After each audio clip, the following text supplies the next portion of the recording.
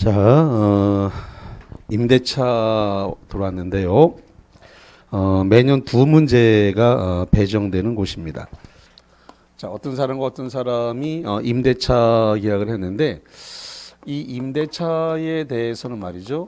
지금 존속 기간이 이게 토지일 수도 있고 토지 임대차일 수도 있고 건물 임대차일 수도 있습니다. 근데 이게 존속 기간이 최단 기간에 관한 규정, 최단 기간에 관한 제한 없고, 그 다음에 최장, 이 최장에 관한 규정도 없습니다. 둘 다 없어요. 최단, 최장, 둘 다 없다라고 하는 거. 만약에 존속 기간을 정하지 않았습니다. 그래서 이 존속 기간을 정하지 않았다. 만약에 존속 기간을 정하지 않으면 정함이 없는 임대차가 되는데, 정함이 없는 임대차가 되면은 당사자는, 자, 당사자라고 하는 말은 임대인과 임차인 둘 다 가리키는 겁니다. 당사자는 언제든지 소멸 통고를 할 수 있습니다. 끝내자라고 해서 해지 통고가 가능합니다. 단 해지 통고를 언제든지 할 수는 있는데, 만약에 임대인이 해지 통고를 했다 그러면 6월이 경과해야 됩니다. 임대인이 해지 통고를 해서 임차인이 받은 날로부터 6월이 경과돼야 되고, 만약에 임차인이 해지 통고를 했다. 임차인이 해지 통고를 하면 임대인이 받은 때로부터 1월이 경과해야 합니다. 그 다음에 동산 같은 경우에는 5일이 지나야 되기 때문에, 그래서 일명 6.15 남북공동성명이 적용이 되어지는 것이고, 자, 만약에 지금 법정갱신이 일어났다라는 겁니다. 법정갱신을 묵시의 갱신이라고 그래요. 법정갱신, 묵시의 갱신입니다. 민법상 임대차에 묵시의 갱신, 법정갱신이 일어났는데 어떤 경우에 일어나냐 그랬더니 기간이 만료가 됐습니다. 임대차 기간이 만료됐는데 이 만료 후에 임대인이 상당한 기간 내에, 상당한 기간이라고 하는 것은 15일에서 30일입니다.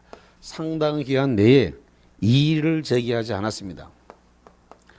이의를 제기하지 않았다 이거죠. 이의를 제기하지 않으면 그러면 전 임대차와 동일한 조건으로 갱신된 것으로 봅니다.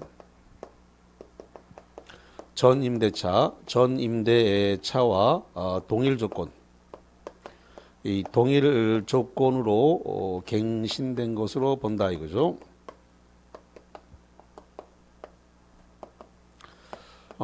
전 임대차와 동일 조건으로 갱신이 됐지만 단 하나 기간에 대해서는 정함이 없는 임대차가 됩니다. 기간에 대해서는 정함이 없는, 존속 기간에 정함이 없는 임대차가 된다라는 겁니다. 존속 기간에 정함이 없는 임대차. 그러면 정함이 없는 임대차가 됐기 때문에 법정갱신, 묵시에 갱신됐을 때는 당사자는 언제든지 해지 통고를 할 수 있어요. 다시 말합니다. 묵시에 갱신, 법정갱신이 되면 당사자가 누구예요? 임대인, 임차인 둘 다 해지 통고를 할 수 있다는 겁니다. 그럼 여기서 발생하는 문제가 무슨 문제가 발생되는 거냐면, 법정갱신 됐을 때 임차인만 해지 통고할 수 있다 이렇게 시험 문제가 나오면 맞는 거 틀리는 거예요? 틀리는 거예요. 임차인만 해지 통고할 수 있다 그러면 틀렸단 말이죠. 근데 많은 사람들이 맞다라고 할 가능성이 있단 말이에요. 왜 그러냐? 주택임대차와 상가임대차는 법정갱신되면 임차인만 해지권이 있고 임대인은 없어요. 다시, 우리 민법에 법정갱신이 4번 나오는데 몇 번 나온다고요? 4번. 어떻게 4번 나올까? 전세권, 아니 먼저 저기부터 할게요. 전세권, 그 다음에 여기 민법상 임대차, 주택임대차, 상가임대차 4번 나오는데, 4번 법정갱신이 나오는데 임차인만 갱신을 갖다가 임차인만 지금 해지 통고할 수 있는 건 주택임대차하고 상가임대차는 임차인만 해지 통고할 수 있어요. 근데 전세권하고 주택 임대 그냥 민법상 임대차는 둘 다 할 수 있어요. 다시 말합니다. 전세권에 기한 법정갱신과 민법상 임대차의 법정갱신은 거기에 해지 통고를 어떻게 한다고요? 둘 다 할 수 있고, 주택 임대차와 상가 임대차에 대한 법정갱신 해지 통고는 누구만 한다고요? 임차인만. 여기는 민법상 임대차니까 둘 다 할 수 있습니다. 둘 다. 여기 정확하게 안 돼 있으면 혼란스러워요. 가만히 있어봐. 어디선가 본 듯한데 혼란스럽단 말이죠. 그래서 임차인만 할 수 있다는 말에 속을 우려가 굉장히 크다. 여기는 임차인만 하는 게 아니라 둘 다 할 수 있다는 사실에 주의를 해야 합니다. 자, 그 다음에 비용상환 청구권인데, 비용상환 청구권 그러면 필요비하고 유익비 두 개를 생각할 수가 있습니다. 그래서 필요비와 유익비 달라고 할 수 있는데, 이거는 지출 즉시 달라고 할 수 있어요. 그래서 이 비용상환 청구권은 이제 임차인이 행사를 하는 건데, 지출을 즉시 달라고 할 수 있고, 유익비는 계약이 만료가 돼야 달라고 할 수 있습니다. 계약이 종료가 돼야 달라고 할 수 있습니다. 계약 종료 후에 달라고 할 수 있다라고 하는 거. 자, 이 비용 상환 청구권은 목적물이 반환된 때로부터 6개월 내에 해야 된다. 6개월이 넘어가면 달라고 할 수 없다라고 하는 거 보시면 되겠고, 그 다음에 부속물 매수 청구권이 있어요. 부속물 매수 청구권인데, 이 부속물 매수 청구권도 임대차가 종료해야 됩니다. 임대차가 끝난 다음에 해야 된다. 그런데 여기서 뭐가 적용되느냐 그랬더니 동매가 적용된다는 거예요. 동매. 그래서 임대인의 동의, 임대인의 동의를 받아서 부착했다. 동의를 받아서 부착을 했다 이거죠. 또는 임대인으로부터 매수하여 부착을 했다 이거죠. 그래서 이 동매에 한해서 부속 매수 청구권이 된다 이거죠. 자, 그 다음에 이 지상물 매수 청구권인데요. 지상물 매수 청구권은 계약 기간이 만료가 됐어요. 계약이 만료가 됐을 때 계약 갱신을 청구할 수 있고, 계약 갱신을 청구했는데 여기에 대해서 임대인이 거절했습니다. 임대인이 거절을 하게 되면 지상물 매수 청구를 할 수 있습니다. 이 지상물 매수 청구는 형성권입니다. 형성권이니까 사주세요라고 하면 사줘야 되고, 시가로 매매가 성립된 것으로 합니다. 시가로 매매가 성립됐어요. 조금 이따가 다시 하겠습니다만, 이 지상물 매수 청구권은 무허가 미등기라도 됩니다. 무허가 미등기라도 되고, 그 다음에 임대인의 동의를 안 받았어요. 임대인의 동의를 받지 않고 건축했습니다. 임대인의 동의 없이 건축된 건축물이라도 다 된다라고 하는 거. 그 다음에 여기가 임대차이기 때문에 차임을 2기 이상을 연체를 하게 되면 임대차 해지 사유가 됩니다. 임대차 해지 사유일 뿐만 아니라 만약에 차임이 2기 이상 연체가 되면 이거 안 돼요. 지상물 매수 청구권 행사 못합니다. 부속물 매수 청구권 행사 못합니다. 그래서 차임이 2기 이상 연체가 되면 지상물 매수 청구권, 부속물 매수 청구권 아무것도 발생하지 않는다. 이렇게 봅니다. 자, 그러면 문제집 거기 375페이지서부터 한번 봅니다. 자, 375페이지에 43번입니다. 민법상 임대차에서 존속기간에 대하여 틀린 것은 1번 토지 임대차의 기간에 약정이 없는 때는 각 당사자는 언제든지 해지 통고를 할 수 있고, 그 효력은 임대인이 통고 시 유효리 6월 후에 효력을 발생한다. 여기 거기 1번은 임대차가 기간이 약정이 없다고 돼 있죠? 기간이 약정이 없다. 그럼 이거거든요. 기간에 정함이 없으면 당사자는 언제든지 소멸 통과하는데 임대인이 해지 통과하면 임차인이 받은 때부터 얼마가 지나야 돼요? 6월. 6월이 지나야 되니까 1번 질문 맞는 말이고. 두 번째, 임대차 기간의 약정이 있는 때에는 쌍방이 해지할 권리를 보류한 경우에는 임대인이 해지를 하게 되면 효력은 6월이 지나야 된다. 그렇죠? 세 번째, 임대차 기간 만료 후 상당 기간 내 임대인이 이의를 제기하지 않으면 전 임대차와 동일한 쪽으로 임대차한 것을 본다. 이 3번을 뭐라 본다? 그게 법정갱신이에요. 법정갱신. 거기 뭐라고 써놨어요? 상당한 기간 내에 임대인이 뭘 안 했다고요? 이의 제기하지 않아. 여기 써놨잖아요. 여기 묵시의 갱신은 기간 만료 후 임대인이 상당한 기간 내에 이의 제기를 하지 않았다. 이게 법정갱신이에요.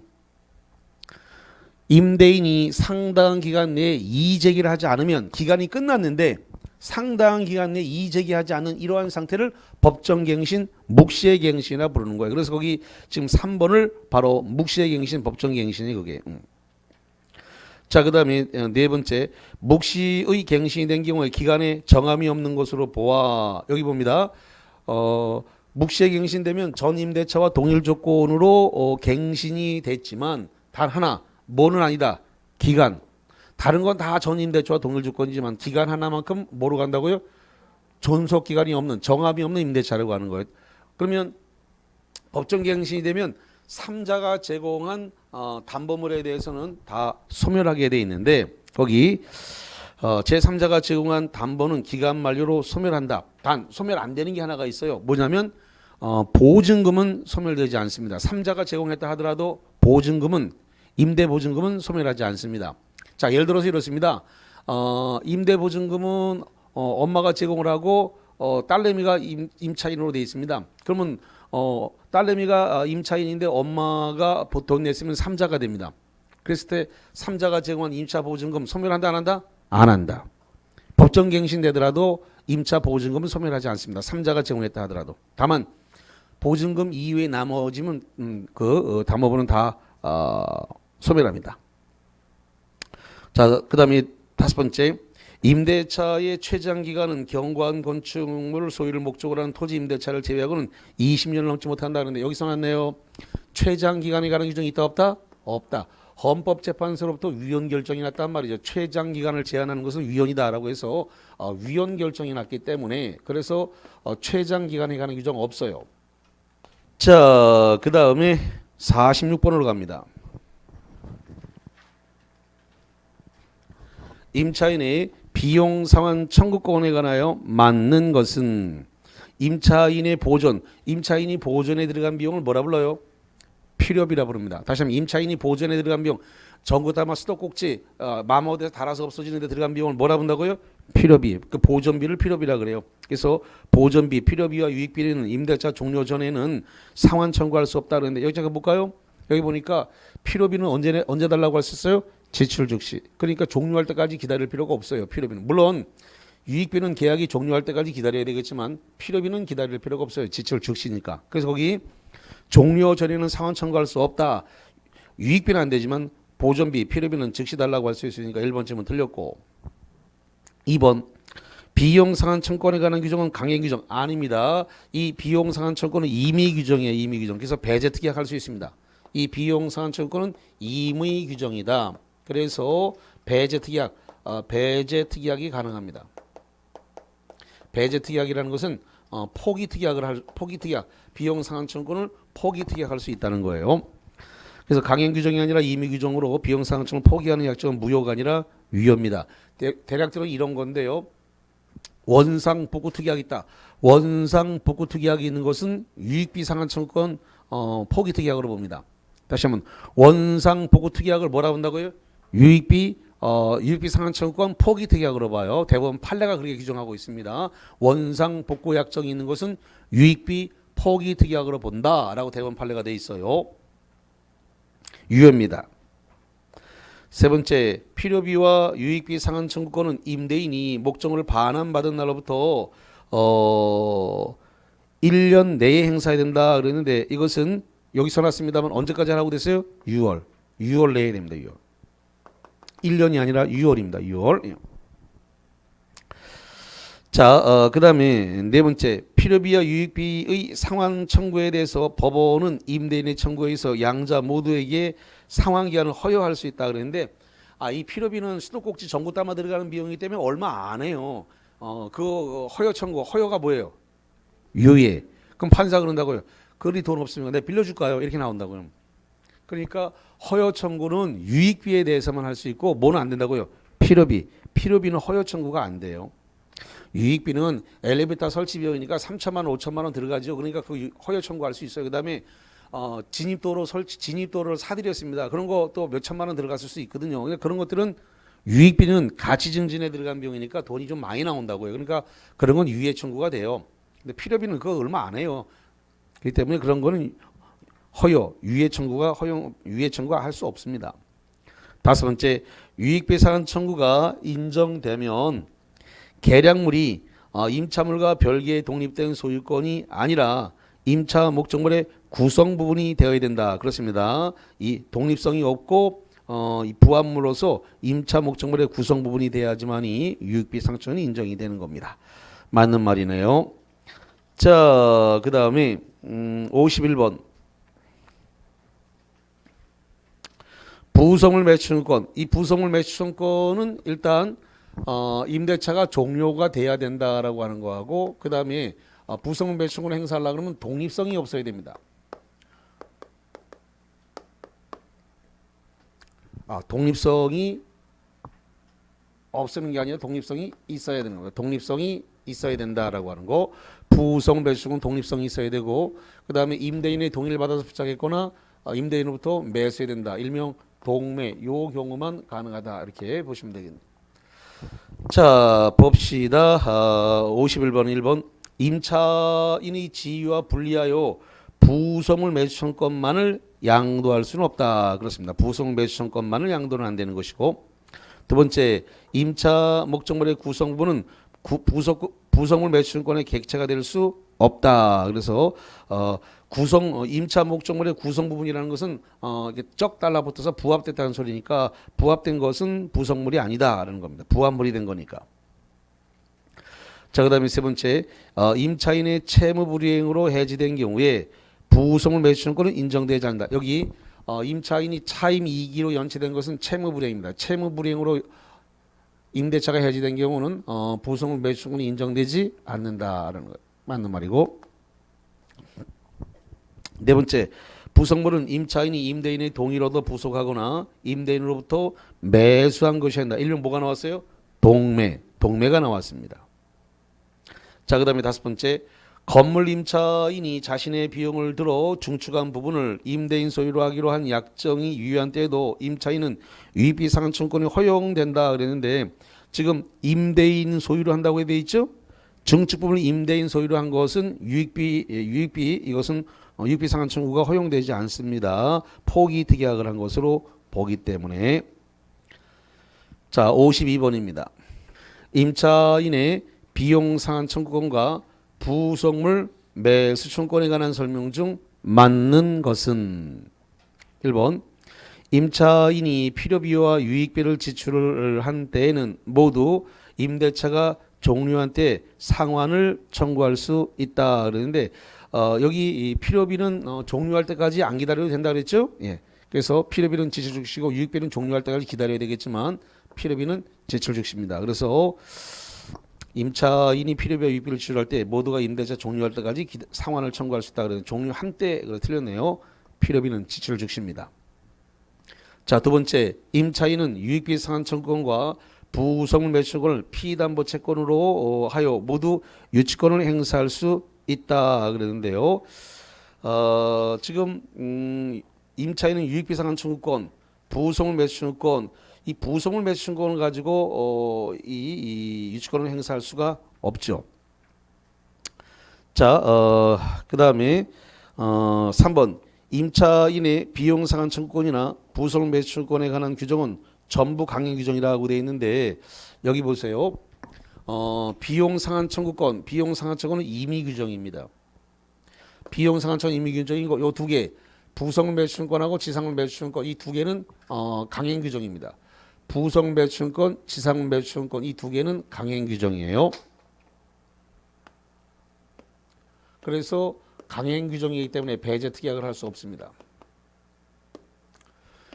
부성물 매수청구권과 지상물 매수청구권은 강행 규정이기 때문에 배제 특약은 안 되는데 이 비용 상환 청구권은 임의 규정이기 때문에 배제 특약을 할 수 있습니다. 그래서 거기 3번 임차인의 비용 상환 청구권이나 부성물 매수청구권에 관한 규정은 전부 강행 규정이다. 강행 규정은 부성물 매수청구권이 강행 규정이고 비용 상환 청구권은 임의 규정이다. 그래서 비용 상환 청구권은 포기할 수 있고 부성물 매수청구권은 포기할 수 없습니다. 자, 4번 부성물 매수청구권은 임차인이 임대인의 동의로도 부속시키거나 또는 임대인으로부터 매수한 경우이지만 비용 상환 청구는 그러한 요건이 요구되지 않기 때문에 4번 지문이 맞습니다. 5번 부속물이 건물의 구성 부분이 이렇다. 구성 부분이 됐다는 말은 부합됐다는 것이니까 그럴 때는 부성 매수청구를 행사할 수 없다라는 겁니다. 자, 55번 형성권에 관한 설명이다. 모두 옳은 것은 형성권이라는 건 일방 당사자의 의사표시에 따라서 바로 법률적 효력이 발생하는 겁니다. 그래서 상대방의 동의나 승낙이 없어도 법률적 효력이 발생한다라는 겁니다. 자, 여기서 형성권에 해당되는 거 그런데 토지 임차인의 계약 갱신 청구권은 이것은 청구권이기 때문에 이건 거절할 수 있습니다. 임차인의 계약 갱신 청구권 여기 보세요. 여기 계약 어디 갔어요? 여기 계약 갱신 청구. 계약 갱신 청구에 대해서 뭐 할 수 있다고 써놨어요? 거절. 계약 갱신 청구를 뭐 할 수 있다고요? 거절. 거절한다고 써놨잖아요. 거절. 그러니까 계약 갱신 청구권은 거절이 가능해요. 다만 여기 이 부성물 매수 청구권이나 지상물 매수 청구권은 형성권이기 때문에 이런 건 거절이 안 돼요. 그러나 계약 갱신 청구권은 청구권이라서 거절이 가능합니다. 거기서 1번 임차인의 계약 갱신 청구권은 청구권이다. 거절할 수 있어요. 형성권 아닙니다. 2번 임차인의 지상물 매수 청구권 형성권이죠. 그래서 강행 규정이고 형성권이기 때문에 배제 특약이 안 돼요. 그 다음에 2번 임차인의 부성물 매수 청구권 이것도 형성권이죠. 그 다음에 전세금 증액 청구권 이것도 증감 청구권 전부 다 형성권에 해당이 됩니다. 그 다음에 부동산 매수인의 등기 청구권이다. 부동산 매수인의 등기 청구권의 법적 성질은 뭐죠? 채권적 청구권입니다. 다시 한번 부동산 매수인의 등기 청구권은 뭐라고요? 채권적 청구권이기 때문에 형성권 아닙니다.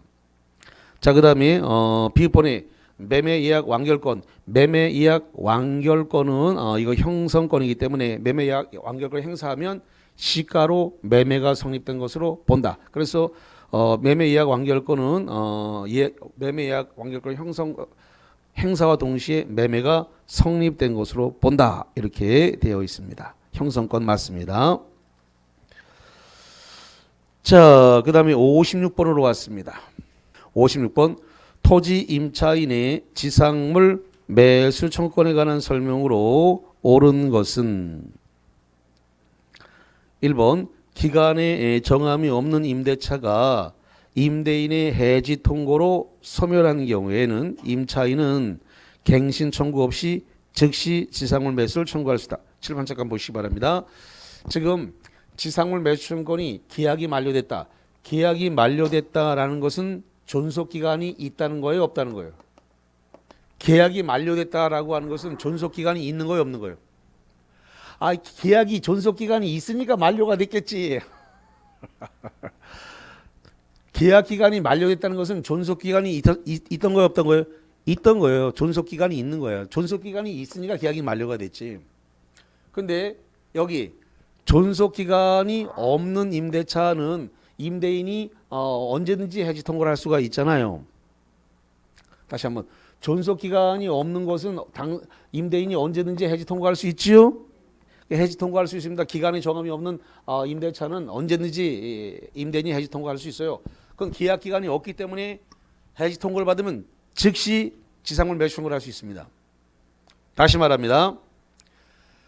존속 기간이 없는 정해져 있지 않는 임대차는 임대인이 언제든지 해지 통고를 할 수 있어요. 해지 통고하고 6월이 지나면 해지가 되겠죠. 그럼 임대인이 임대인이 계약 해지 통고를 하면 막바로 즉시 지상물 매수 청구를 할 수 있습니다. 요 경우는 존속 기간이 있기 때문에 기간이 만료가 된 상태이기 때문에 존속 기간이 있었다는 소리예요. 그러면 저 계약이 만료가 되면 계약갱신 청구를 해야 됩니다. 여기 지상물 매수 청구하기 위해서는 계약갱신을 먼저 청구해야 돼요. 근데 존속 기간이 없는 것은 바로 즉시 계약이 해지가 되면 즉시 지상물 매수 청구가 됩니다. 1번 지문이 맞는 거예요. 자, 2번 매수 청구권자의 대상이 되는 지상물은 행정관청의 허가를 얻은 건물, 임대인의 동의를 얻어 신청하고 있다. 여기 보세요. 그 관할관청의 허가를 받아야 된다는 것은 무허가 안 된다는 소리인데 무허가도 됩니다. 무허가 건물도 되고 임대인의 동의를 안 받고 지어진 것도 되고 임대인에게 가치가 없다. 임대인에게 가치가 없는 것도 다 사달라고 할 수 있습니다. 다시 지상물 매수 청구는 무허가 미등기 건물도 사달라고 할 수 있는 거고요. 임대인의 동의를 안 받고 지어진 건물도 사달라고 할 수가 있다라는 겁니다. 더 나아가서 임대인이 바뀌었어요. 누가 바뀌었다고요? 임대인. 어떤 토지 임대인이 바뀐 거죠. 토지 임대인이 바뀌었을 때 바뀐 임대인 보고 기간 만료가 됐을 때 사주세요라고 할 수 있다 없다? 자신이 없으시네. 자, 이런 거예요, 이거. 자, 토지 소유자가 갑입니다. 이 땅의 을이 지금 토지 임차인이에요. 그러면 토지 소유자 갑은 임대인의 지위를 갖고 있겠네요. 이 상태에서 이 토지를 병한테 팔았어요. 토지가 그러면 양수인입니다. 그러면 이 토지 임차인이 여기 건물을 갖고 있었습니다. 계약 기간이 끝났어요. 그랬을 때 이 토지 양수인한테 이 건물 사주세요라고 지상물 매수 청구할 수 있다 없다? 있단 말이에요. 있다고요. 그러니까 그 임차인하고 계약한 임대인한테만 지상물 매수 청구권이 있는 게 아니라 그거를 양수한 양수인한테도 지상물 매수를 청구할 수 있다라고 하는 거.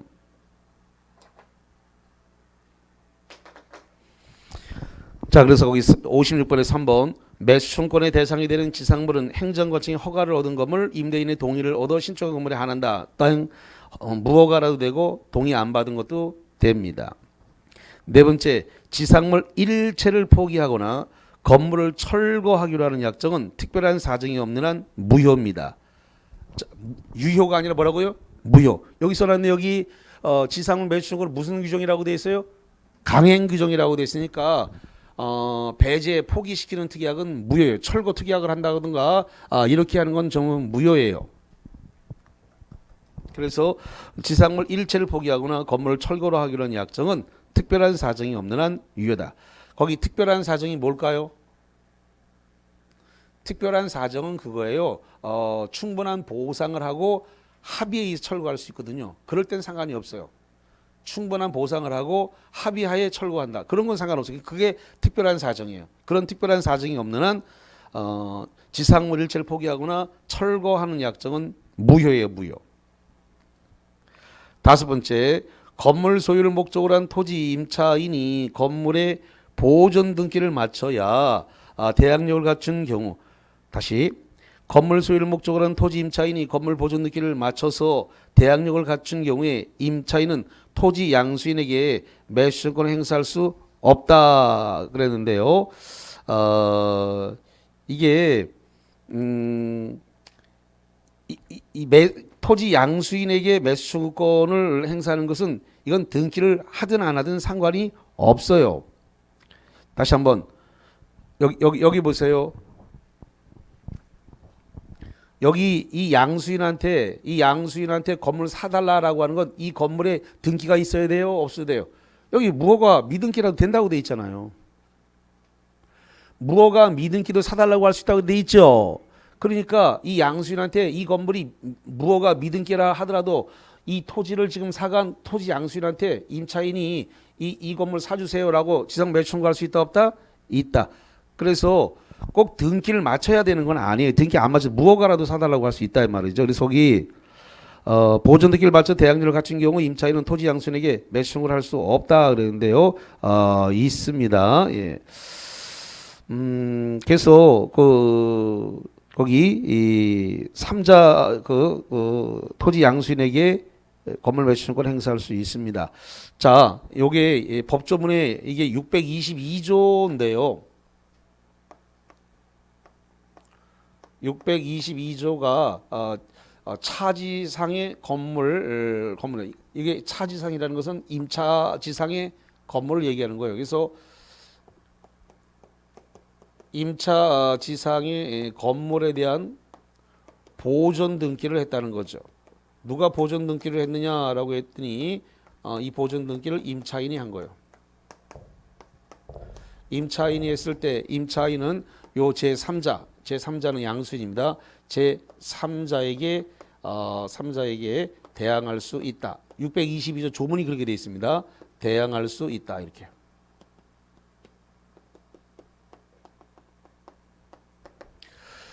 자, 그래서 여기 56번 거기를 보셨고, 자, 그 다음에 59번 보겠습니다.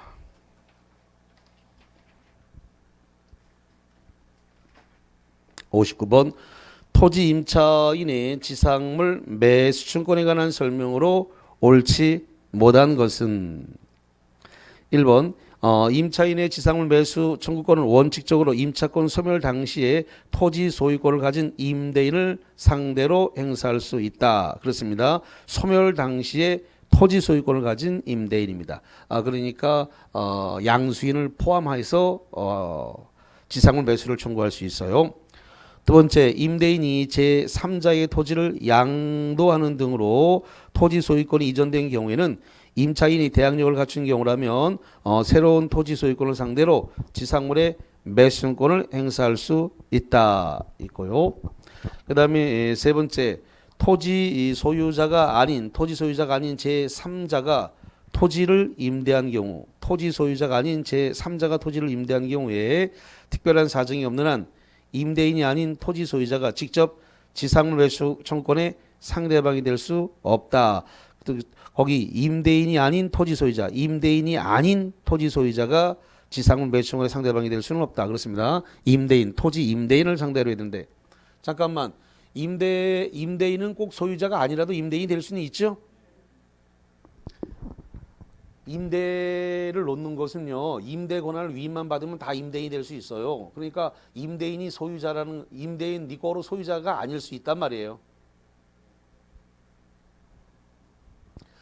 저기 해운대 쪽에 가면 건물들이 많이 있는데 그 건물 등을 서울에서 투자해 놓은 사람들이 많아요. 그러면 거기 임차인을 넣고 빼고 하는 권한을 임대인의 지위를 부동산 사무실에다가 위임을 해놨다고요. 그러면 그 부동산 사무소에서 임차인을 넣고 빼고 하는 계약을 다 하는데 그 사람들이 임대인의 지위를 갖고 있지만 소유자는 아니란 말이에요. 그러니까 지금 토지 임차인에게 임대차 계약을 체결한 임대인이 소유자가 아닐 수도 있어요. 다만 지상물 매수를 할 때는 그 임대인이 소유권이 있는 자한테 해야 된다 이 말입니다. 임대 권한이 있는 임대인이 아니라 소유권이 있는 임대인을 상대로 해가지고 지상물 매수청을 해야 된다 이 소리 해준 거예요. 그래서 특별한 사정이 없는 한 임대인이 아닌 토지 소유자가 직접 지상물 매수청의 상대방이 될 수 없다. 자, 그래서 거기 다시 토지 소유자가 아닌 제3자가 토지 임대를 한 경우에 특별한 사정이 없는 한 임대인이 아닌 토지 소유자가 직접 지상물 매수청의 상대방이 될 수 없다. 그래서 임차인이 해야 된다 이 소리입니다. 자, 네 번째, 지상물 매수청구권은 지상물 소유자에 한하여 행사할 수 있음이 원칙이므로 임차인이 건물을 타인에게 양도한 경우 임차인은 지상물 매수청구권을 행사할 수 없다. 타인에게 지금 건물을 양도했을 때는 임차인이 건물 소유자가 아니기 때문에 지상물 매수청구권을 행사할 수 없다는 소리니까 맞고. 5번 미등기 무허가 건물을 매수하여 점유하고 있는 임차인은 소유자로서의 등기 명의가 없어 소유권을 취득하지 못하므로 임대인에게 지상물 매수 청구를 할 수 없다 그랬는데요. 지금 뭐라고 되냐면 무허가 미등기라도 사달라고 할 수 있다고 되어 있습니다. 그래서 거기 소유권을 취득하지 못하므로 임대인에게 지상물 매수 청구할 수 없다는 말은 틀립니다. 무허가 미등기라도 임대인한테 사달라고 할 수 있다라고 하는 거. 자, 그래서 5번 집은 틀렸고요. 자, 65번 가보겠습니다. 임대차에 관한 설명 중 틀린 것은 1번 임차인은 임대차 보증금의 존재를 이유로 차임의 지급을 거절할 수 없다. 아주 중요한 내용이네요. 임차인들이 이제 이런 얘기를 많이 하거든요. 월세가 밀렸는데 그 보증금에서 까세요. 이런 임차인들이 되게 많습니다.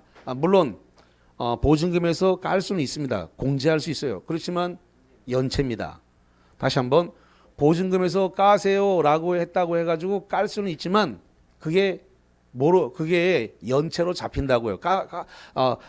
그 보증금에서 우리 임차료 이번 달 거 까세요라고 해서 그 공제를 당연히 하겠지. 그렇지만 거기서 깠다고 해갖고 연체가 아니냐? 아닙니다. 임대료에서 임대보증금에서 그 까세요, 공제하세요라고 했다고 해서 차임이 연체가 안 잡히는 게 아니라 연체로 잡힙니다. 착각하시는 분들이 많아요. 아이고, 그 보증금에서 깠는데 왜 연체냐 그러지만 보증금은 보증금이고 차임은 차임이기 때문에 차임이 안 들어오면 연체입니다. 보증금에서 까는 건 당연한 거고. 그래서 보증금의 존재를 이유로 차임 지급을 거절할 수 없다는 말은 맞는 말입니다. 보증금하고 차임은 별개이기 때문에. 자, 두 번째, 임대차 계약 당시 건물 소유를 목적으로 한 토지 임차인이 건물 기타 지상 건물 일체를 포기한 약정은 특별한 사정이 없는 한 무효다. 자, 임차인이 지은 건물을 갖다가 임차인이 지은 건물을 포기시키는 특약은 뭐가 된다고요? 무효. 강행규정 위반으로 무효입니다. 자, 세 번째, 임차 목적물이 화재로 전소되었으나 화재가 원인 불명인 경우에 임차인이 목적물 반환 의무를 이행 책임을 면하려면 임차인 스스로 선관주의 의무를 다하였음을 인정한다. 자, 임차 목적물이 불이 났으면 누가 입증을 해야 돼요? 불 안 냈다고. 임대인이 입증해야 돼? 임차인이 입증해야 돼요? 임차인이 입증해야 돼요. 왜? 임차인은 선량한 관리자로서 목적물을 관리하고 계약기간 끝나면 임대인한테 목적물을 넘겨줘야 되니까 내가 불 안 냈다라는 걸 입증할 필요가 있습니다. 근데 이런 일이 있죠. 임차인은 직장에 출근했어. 근데 집에 남아있는 고양이가 불을 냈어요. 혹시 그런 생각할래? 고양이가 우찌 불 낸다 그래? 잘 냅니다. 고양이가 혼자 있다가 불을 잘 내요, 고양이가. 그래서 고양이 키우시는 분들 되게 주의해야 됩니다. 이 고양이가 혼자서 불을 잘 냅니다. 아니 정말이에요. 고양이 불 잘 냅니다. 고양이가 예. 뭐를 수석거리고 뭐 만지고 이렇게 해가지고 고양이가 전기 잘못 만져가지고 불 내는 경우 있어요. 예. 그 화재 난 것 중에 고양이가 불 내는 케이스가 꽤 많습니다.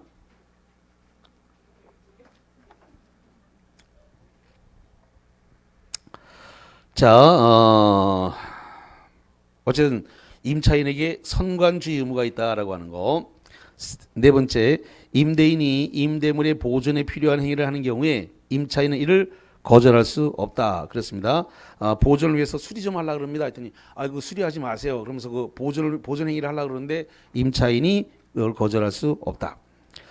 다섯 번째, 계약 종료 후 임차인이 동시이행 항변권에 의하여 목적물을 계속 점유하였다면 슬롯이 자릅니다. 목적물의 사용 수익을 하지 않았다. 그러니까 임대 보증금을 안 돌려주니까 동시이행 항변권에 따라서 점유하고 목적물을 안 뺀 거예요. 임차 목적물 거기 집기 같은 거 안 빼고 문을 닫아놨습니다. 물론 장사 같은 거 안 하고 그냥 뭐 다 그냥 짐을 쟁겨놓은 거예요. 이렇게 돼서 사용 수익을 하지 않아요. 실질적 이득이 없어도 차임 상당액을 반환할 의무가 있다가 아니라 없다. 그래서 사용 수익을 하지 않아서 실질적 이득이 없으면 차임 상당액을 반환할 의무가 없다라고 판시가 돼 있어요. 그래서 5번 질문 틀렸습니다. 자, 만약에 계약이 종료됐는데 임대인이 보증금을 안 돌려줘서 유치권 행사한다. 그럼 맞이 틀려요. 유치권은 보증금, 권리금 갖고 안 된다 그랬죠? 매매대금 안 돼요. 여기서 동시에 항변권으로 점유해야지 유치권으로 점유한다 그러면 그 문제 틀려버린 거예요. 보증금을 안 줘가지고 임대 보증금을 안 줘가지고 유치권으로 해서 점유했다 이러면 틀려버리는 겁니다. 유치권 가지고는 점유가 안 돼요. 그 뭘로 점유했다고요? 동시행 항변권으로 점유를 해야 됩니다. 그래야 불법 점유가 안 됩니다. 유치권으로 점유하는 순간 불법 점유가 돼버리는 거예요. 유치권 가지고는 권리금 보증금을 가지고서는 피담보 채권으로 해서 유치권 행사가 안 된다라고 하는 거. 자, 69번 갑니다. 갑소유의 엑스토지를 건물 소유를 목적으로 임차한 을의 동의 없이 거기 동의 없이를 박스입니다. 동의 없이 병에게 전대하였다. 자, 아주 중요한 게 나왔네요. 자, 임대인 갑이 이렇게 있고요. 그 다음에 임차인 을이 있습니다. 임차 목적물이 임차물이 이렇게 있네요. 임차물이 이렇게 있는데 이 임차물에 대해서 임대인의 동의가 없는 상태에서 이 임차물을 갖다가 제3자 병과 전대차 계약을 했습니다. 그러면 을과 병 사이의 전대차 계약은 임대인의 동의를 안 받고 했다 하더라도 이 전대차 계약은 사법상 효력이 유효입니다. 물론 이 전대차는 임대인에게는 효력이 없기 때문에 무효입니다. 임대인에게 무효지만 당사자 을과 병 사이의 전대차 계약의 사법상 효력은 뭐가 된다고요? 유효다. 근데 동의를 안 받았다라고 돼 있으니까 뭐가 되냐면 임대차 해지 사유입니다.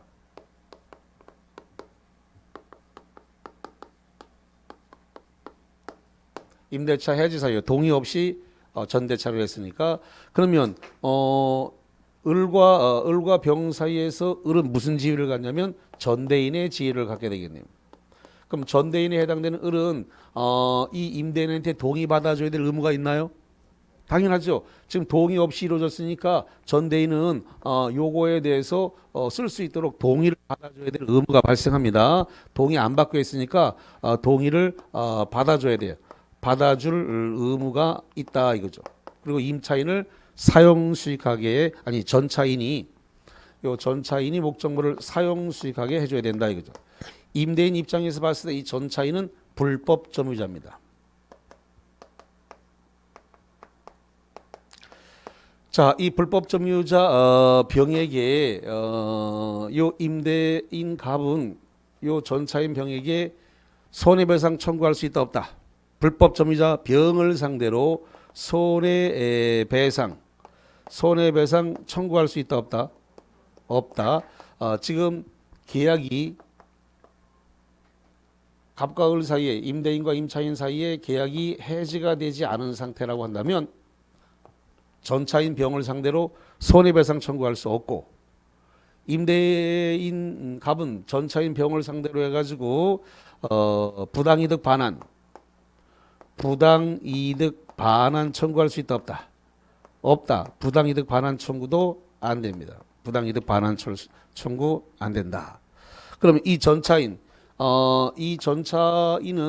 지금 현재 동의를 받은 거예요? 안 받은 거예요?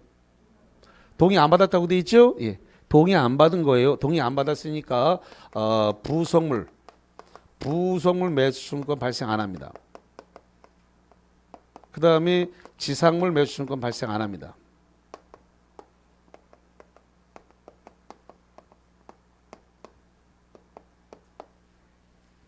만약에 지금 차임이 임대인이 지금 임차 전대차가 일어났는데 계약 해지를 하지 않았다 이거요. 그랬는데 임차인이 차임을 2기가 연체됐어요. 차임 2기 연체를 통해서 임대인이 임차인한테 해지를 하면서 요 전차인에게 통지하지 않았습니다. 그랬을 때 전차인은 저는 계약했는데 저한테 통지도 안 하고 이렇게 해지를 하면 어떡하나요? 나 이거 임대차 기간 동안 보장해 주세요라고 대항할 수 있다 없다? 없다. 차임 연체로 인해서 임대차가 이게 해제가 되면 지금 임대인이 그 사실을 전차인에게 통지를 하지 않았다 하더라도 요 전차인은 임대인에게 대항할 수 있다 없다? 없다. 대항하지 못한다. 자, 이걸 보면서 69번 보겠습니다. 69번. 갑소유 엑스토지를 건물 소유를 목적으로 하는 임차인 을은 갑의 동의 없이 병에게 전대하였다. 다음 중 틀린 것은 1번. 을과 병 사이의 전대차 계약은 유동적 무효가 아니라 유효다. 여기 지금 보니까 을과 병 사이의 전대차 계약은 사부상 효력이 뭐라고요? 유효. 자, 2번 갑과 을 간의 임대차 계약이 종료되지 않으면 갑은 엑스토지의 불법 점유를 이유로 병에게 차임 상당의 부당이득, 여기 부당이득 반환 청구할 수 있다 없다? 없다. 세 번째, 병은 임대차와 전대차 기간이 만료한 때는 건물이 현존한 경우 갑에게 지상물 매수 청구할 수 없다. 여기 봐요. 뭐가 안 된다고요? 지상물 매수 청구할 수 없다. 자, 네 번째 갑니다. 네 번째. 만약 을이 엑스토지의 신축 건물의 보존 등기를 마친 후 갑이 토지를 양도하여 정이 엑스토지의 소유권을 취득하였다면 을은 정에게 건물 매수권을 행사할 수 없다. 자, 다시 한번 해볼게요. 만약 을은 임차인이고 엑스토지의 신축 건물의 보존 등기를 마친 후 갑이 토지를 양도하여 정이 엑스토지의 소유권 취득했다. 그럼 정이 이제 양수인이네요. 을은 정에게 건물 매수를 청구할 수 없다가 아니라 있다 되기 때문에 4번 틀렸네요. 자, 그다음에 5번 만약 을이 엑스토지에 신축한 건물의 소유권을 임대차 종료 전에 무에게 이전하였다면 임차인 을이 엑스토지에 신축한 건물의 소유권 임대차 종료 전에 무에게 이전하였다면 을의 건물 매수권은 인정되지 않는다. 그렇습니다. 건물 소유권이 지상권, 임차권자가 아니라 3자에게 그 건물이 3자한테 넘어갔기 때문에 건물 매수권은 인정되지 않는 거 맞습니다. 자, 그 다음에 72번은 동의를 얻은 것이라서 조금 시간이 걸리겠네요. 쉬었다가 와서 하겠습니다.